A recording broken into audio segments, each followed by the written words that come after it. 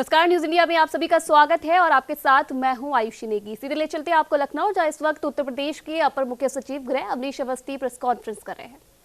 संक्रमण होने पर ज्यादा कठिनाई का सामना करना पड़ता है, इसलिए हम सबों को ये चाहिए कि हम ऐसे लोगों को बचाएं, संक्रमित होने से इनको हम बचाएं, हर हालत में बचाएं। और संक्रमण की इस समय न तो कोई वैक्सीन है न ही कोई दवा है, इसलिए अत्यंत आवश्यक है कि हम इससे अपना बचाव करें। बचाव ही इससे सर्वाधिक सुरक्षित तरीका है और इस संक्रमण से घबराने की आवश्यकता नहीं है। संक्रमण से हम कुछ चीज़ों को ध्यान में रख करके इससे हम अपना बचाव कर सकते हैं। साबुन पानी से निरंतर हाथ धोते रहिए, हाथ साफ रखिए, क्योंकि जो संक्रमण का रास्ता है वो हाथ से जब अपने मुंह को, नाक को, आंख को छूते हैं तो इसी रास्ते से वायरस हमारे अंदर जाता है। अगर हमारे हाथ को हम बार बार साफ करते रहेंगे, साबुन पानी से धोते रहेंगे, तो वायरस नहीं रहेगा हाथ पर और ये हमारे अंदर प्रवेश नहीं कर पाएगा। इसी प्रकार से जब भी आप बाहर निकलें, कहीं भी जाएं, तो सोशल डिस्टेंसिंग का अवश्य पालन करें। लोगों से 2 गज की दूरी बरकरार रखें, बना के रखें। बहुत नज़दीक जाकर के बातचीत न करें, बहुत नज़दीक जाके कोई बात न कहें, दूर से ही बातचीत करें। और तीसरी बात कि अपने मुंह और नाक को हमेशा कवर करें। फेस कवर करिए, चाहे मास्क से करिए, चाहे गमछे से करिए, रुमाल से करिए, दुपट्टे से करिए, लेकिन अपने फेस को, मुंह को और नाक को कवर करिए। अगर आप संक्रमित हैं तो दूसरों को संक्रमित नहीं करेंगे, और अगर आप संक्रमित नहीं हैं तो दूसरों से संक्रमित होने से बचेंगे। और साथ ही अपने शरीर की प्रतिरोधक क्षमता को बढ़ाने के लिए कुछ चीज़ें जैसे कि गर्म पानी का सेवन, नीम की पत्ती का सेवन, तुलसी अदरक के काढ़े का सेवन, गिलोय का सेवन, प्राणायाम करना, योगाभ्यास करना, ये सब करते रहें ताकि आपके शरीर की प्रतिरोधक क्षमता अच्छी रहे। और अगर वायरस आपको संक्रमित भी करता है तो आप वायरस से आपका शरीर इसको लड़ सके, उस पर विजय प्राप्त कर सके। ये ध्यान देने की बात है कि इससे 85 से 90% लोग बिना किसी प्रयास के स्वयं ही ठीक हो जाते हैं, इसलिए इससे हमें डरना नहीं है। और अगर किसी में कोई लक्षण आते हैं तो सरकार ने निःशुल्क चिकित्सा की, निःशुल्क जांच की व्यवस्था की है। हमें सामने आना चाहिए, इसमें कोई स्टिग्मा नहीं है, इसमें किसी प्रकार के हीन भावना की आवश्यकता नहीं है। ये संक्रामक बीमारी है, किसी को भी हो सकती है, इसलिए सामने आइए, अपनी जांच कराइए। और अगर जांच में आपके लक्षणों के आधार पर जांच में अगर आपको संक्रमण पाया जाता है तो सरकार आपकी निःशुल्क चिकित्सा कराएगी। अब मैं अनुरोध करूंगा अपर मुख्य सचिव गृह एवं सूचना से कि वो अपनी बात करें। आज माननीय मुख्यमंत्री जी ने ग्राम रोजगार सेवकों के 2016 से लंबित भुगतान का जो है आज कार्रवाई सुनिश्चित कराई है। बटन दबाकर उन्होंने 225.39 करोड़ रुपए की धनराशि जो है स्टेट बैंक के पोर्टल के माध्यम से 35,818 ग्राम सेवकों को सीधे उनके खाते में, जो कई सालों से लंबित था, आज मुख्यमंत्री जी ने यह कार्य सुनिश्चित करके सभी ग्राम सेवकों का जो है उनको बधाई दी कि वो विशेष रूप से काम अपने ग्रामीण क्षेत्र में कार्य कर रहे हैं। कुछ ग्राम सेवकों से जो है उन्होंने कुशल क्षेम भी लिया, कई जनपदों के ग्राम सेवकों से कुशल क्षेम भी लिया और उनके बारे में मनरेगा के कार्यों में जानकारी ली। मुख्यमंत्री जी ने वीडियो कॉन्फ्रेंसिंग में ये कहा कि जो ये लंबित भुगतान मिला है, ये कई सालों से धनराशि इस मद में नहीं दी गई थी, लेकिन वर्तमान सरकार ने ही विशेष रूप से जो है व्यवस्था करते हुए ये जो धनराशि दी है, ये व्यवस्था हमारे जो रोजगार सेवकों के लिए एक उत्साह का बिंदु तो है ही है, लेकिन इसके आधार पर रोजगार सेवकों को और मजबूती से ग्रामीण स्तर पर कार्य करना होगा।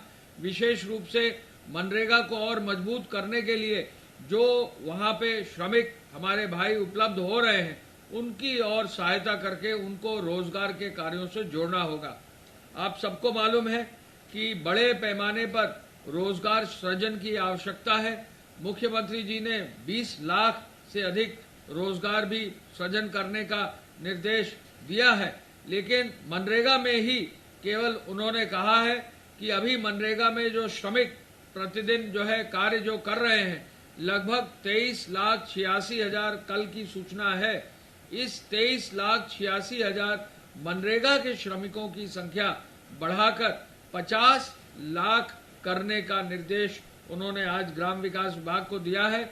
और ग्राम विकास माननीय मंत्री जी, ग्राम विकास के प्रमुख सचिव, उनकी पूरी टीम को कहा है कि मुख्य विकास अधिकारियों के माध्यम से, फील्ड के अधिकारियों के माध्यम से, ब्लॉक के अधिकारियों के माध्यम से बड़ी संख्या में नए कार्य जो है सुनिश्चित किए जाए ग्रामीण क्षेत्र में, और उसमें मास्टर रोल तैयार करके लोगों को, श्रमिकों को जोड़ा जाए। माननीय मुख्यमंत्री जी ने कहा, जहां एक और हमारे यहाँ श्रमिकों की संख्या बढ़ी है, वहां दूसरी ओर मनरेगा में अगर अच्छा कार्य होगा तो बहुत सारे नए कार्य भी सुनिश्चित होंगे गांव में, और श्रमिकों को रोजगार भी मिलेगा। उन्होंने कहा कि फूलों की खेती अगर होती है तो धूप और अगरबत्ती बनाई जा सकती है, क्यों विदेशों से जो है धूप और अगरबत्ती आए। बेसिक शिक्षा के स्कूलों में 1,80,00,000 विद्यार्थियों के लिए ड्रेस, स्वेटर, बाकी और सामान जो है तैयार होता है। यदि ड्रेस और स्वेटर जो है सेल्फ हेल्प ग्रुप के माध्यम से कहीं रोजगार प्रदान करते हुए ग्राम स्तर पर, स्थानीय स्तर पर तैयार हो जाता है, तो इससे भी रोजगार जो है उसको मिलेगा। कृषि विज्ञान केंद्रों के माध्यम से किसानों की खेती के विविधीकरण के लिए प्रशिक्षण चलाने का भी उन्होंने निर्देश दिया, और जन सामान्य के जीवन में व्यापक परिवर्तन लाने और रचनात्मक कार्यक्रमों को प्रारंभ करने का भी उन्होंने निर्देश दिया है। उन्होंने ये भी कहा है कि जो भी रोजगार सेवक हो वो जॉब कार्डों का विवरण लेकर उसका वितरण करें, आवेदकों का कार्य का आवंटन करें, ग्राम सभा की बैठक आयोजित कराएं, सामाजिक लेखा परीक्षा की मदद कराएं, मास्टर रोल में प्रतिदिन श्रमिक की उपस्थिति दर्ज करें, और श्रमिकों के जॉब कार्डों को नियमित रूप से अद्यतन किए जाने की व्यवस्था करें। उन्होंने एक महिला रोजगार सेवक से ये भी पूछा कि क्या आपके पास जो है स्मार्टफोन है। उसने कहा मेरे पास है। मुख्यमंत्री जी ने उनको जो है सलाह दी कि आप अपने स्मार्टफोन से जो है प्रतिदिन जो मजदूर कार्य कर रहे हैं ग्राम में, उनका विवरण लेकर जरूर उसको जो है अपने डेटाबेस में एंटर जरूर करें। इसी अवसर पर 3,70,00,000 रुपया ग्राम विकास विभाग ने अपनी ओर से कोविड केयर फंड के लिए, मुख्यमंत्री कोष के लिए आज उपलब्ध कराया है। माननीय मुख्यमंत्री जी ने इस कार्यक्रम के बाद टीम 11 की बैठक की। टीम 11 की बैठक में उन्होंने सभी जरूरतमंद और पात्र लोगों को राशन कार्ड देने का निर्देश दिया है। कई जगह पर किन्हीं किन्हीं कारणों से यदि कोई छूट गया है या कहीं बाहर से आया है, यदि परिवार का कहीं नाम छूटा हुआ है, उन्होंने सख्त हिदायत जिलाधिकारियों को दी है, फील्ड के अधिकारियों को दी है कि छोटे छोटे ऐसे जो भी लोग हो उनको हर हालत में राशन कार्ड दें। एक मामला उन्होंने संज्ञान में लाया जहां बच्चों का जो है राशन कार्ड नहीं था, तो उन्होंने कहा ऐसे बच्चों के लिए भी राशन कार्ड बनाने की व्यवस्था किस रूप में की जा सकती है सुनिश्चित किया जाए और तत्काल इसको व्यवस्था में लाया जाए। माननीय मुख्यमंत्री जी ने सभी ग्राम पंचायतों में, शहरी निकायों में वार्ड स्तर पर बेहतर सर्वेलेंस के लिए विशेष रूप से उन्होंने निर्देश दिया है। आप सबको मालूम है कि भारी संख्या में अब हमारे यहाँ, हमारे प्रदेश में ट्रेनों के माध्यम से, बसों के माध्यम से, अन्य साधनों के माध्यम से बहुत सारे श्रमिक और कामगार बाहर से लौट रहे हैं। आज इस समय तक लगभग 233 ट्रेनों में 2,81,400 से अधिक श्रमिक आ चुके हैं केवल ट्रेन से। ये पिछले 5-6 दिन में केवल ट्रेन से 233 ट्रेनों से 2,81,408 श्रमिक जो हैं आ चुके हैं।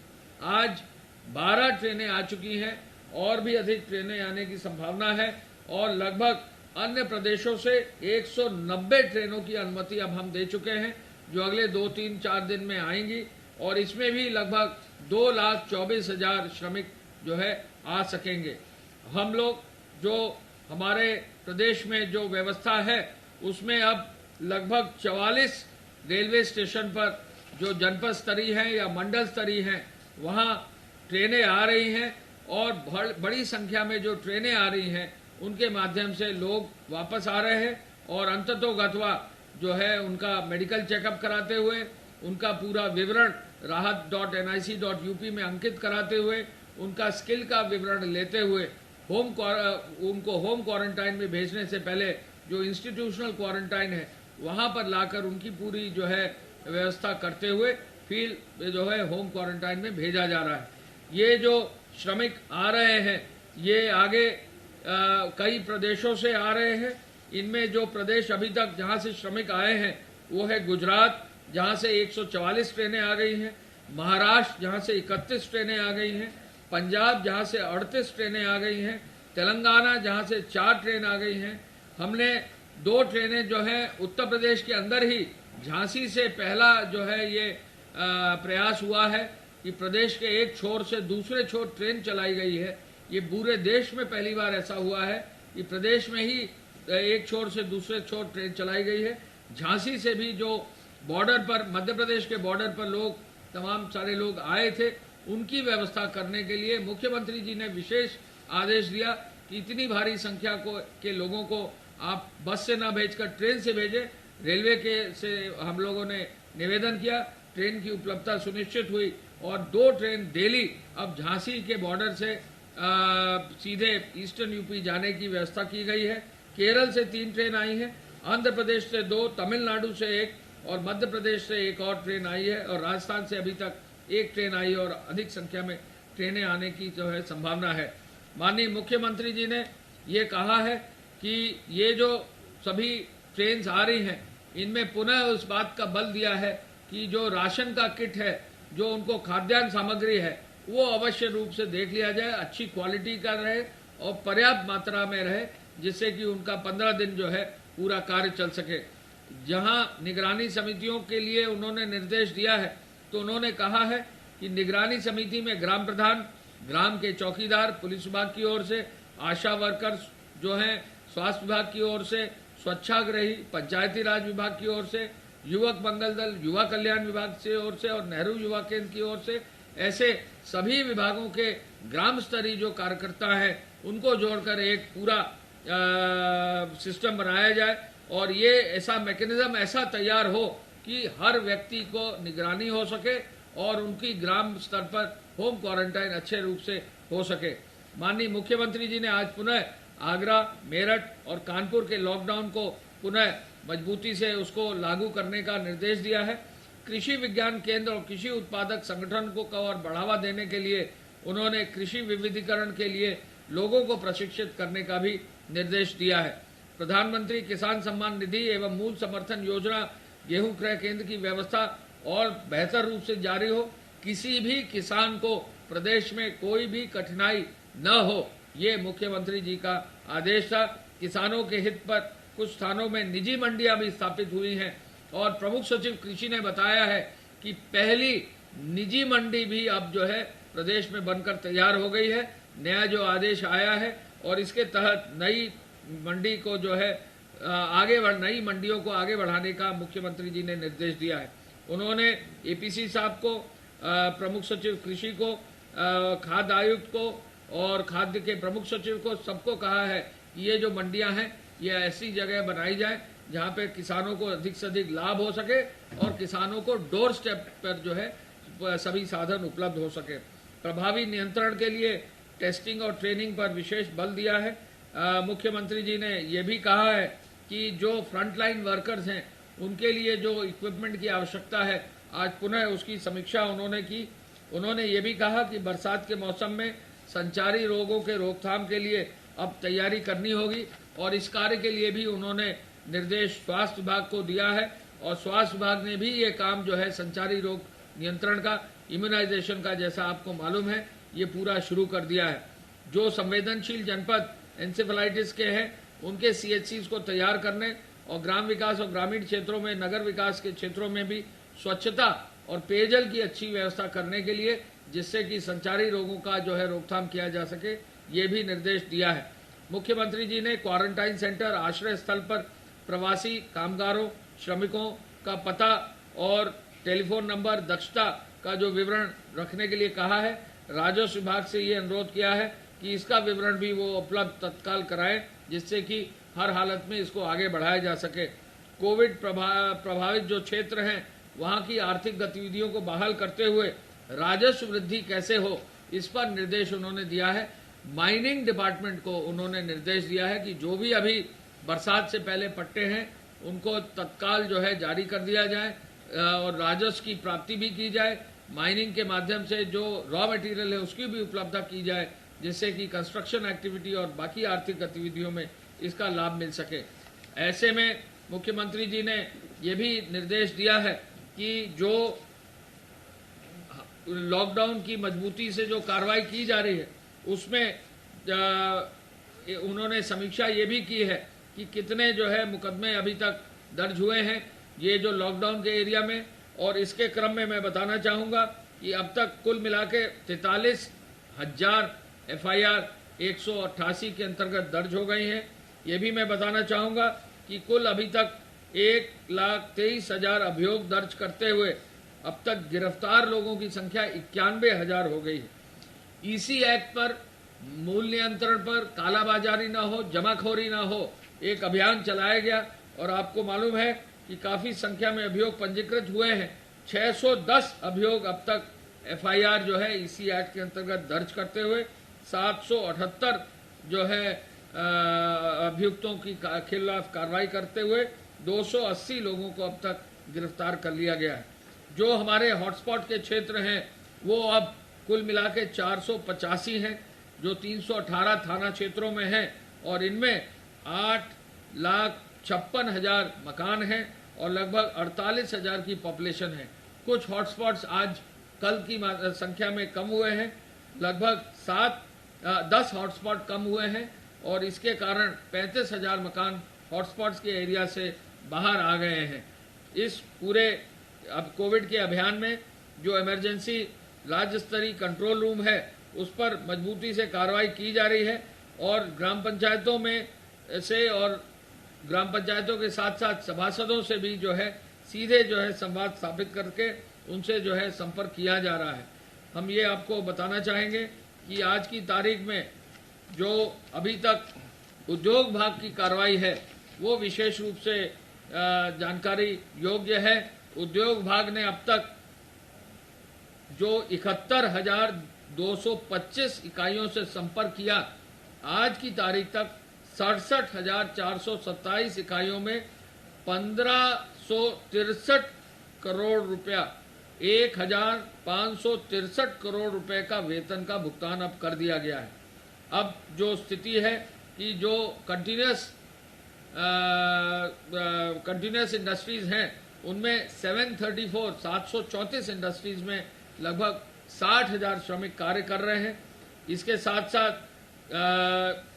जो लघु मध्यम और बृहद श्रेणी की 1,09,043 इकाइयां हैं उनमें लगभग 16 लाख श्रमिक हैं और सूक्ष्म श्रेणी के लगभग 64,912 औद्योगिक इकाइयां हैं जिसमें 2,12,000 लोग हैं। लगभग 18,60,000 श्रमिक अब उद्योगों में।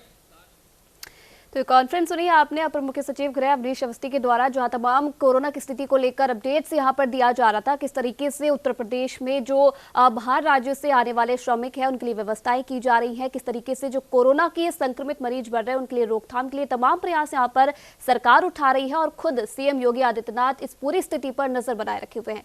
फिलहाल इस बुलेटिन में इतना ही। आप देखते रहिए न्यूज़ इंडिया।